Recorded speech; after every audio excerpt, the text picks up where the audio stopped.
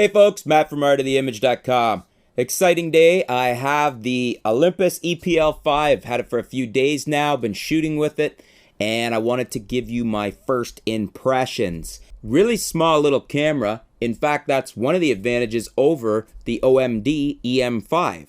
As small as that fantastic camera is, this little baby is even smaller.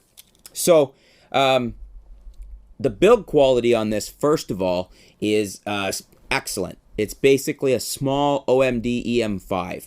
Very nicely put together, metal body, feels solid, feels nice in the hands. It's a nice camera. It's one of those cameras that you pick it up and you like the way it's built. It feels solidly built. It's almost one of those ones that you buy for the build quality itself because it's almost a bit of a piece of art in and of itself on how it's made.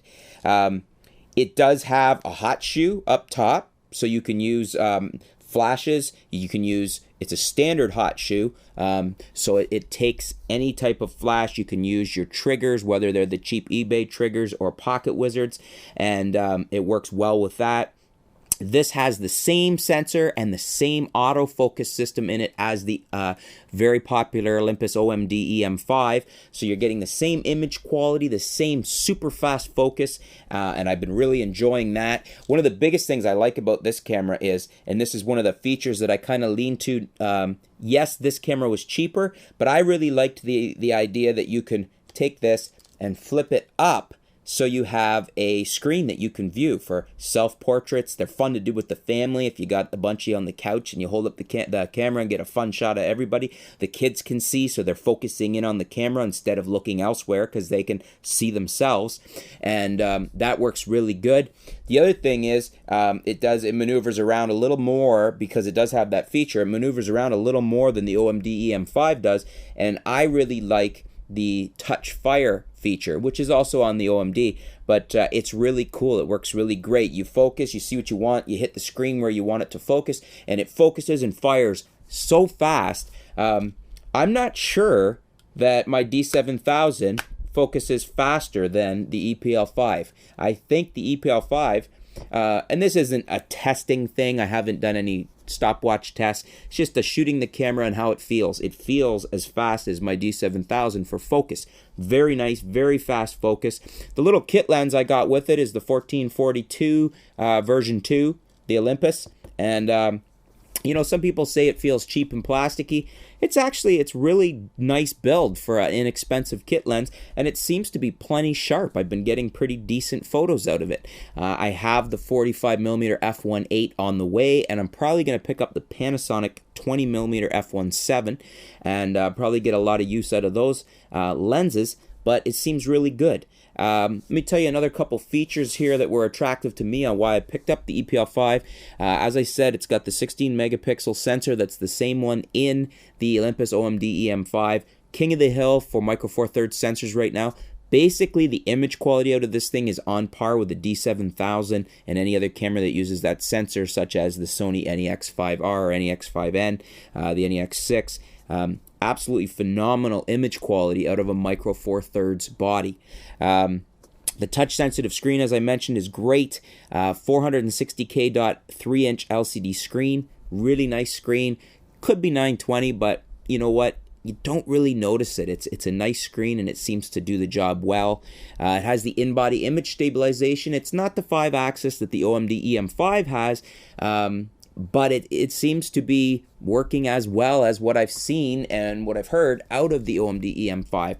I'm sure there's situations where the OMD EM5's more advanced image stabilization has an advantage. So far, shooting a lot around the house, dim lighting, shooting the kids, fast-moving subjects, I've been perfectly happy with the image stabilization in the little EM5 or EPL5.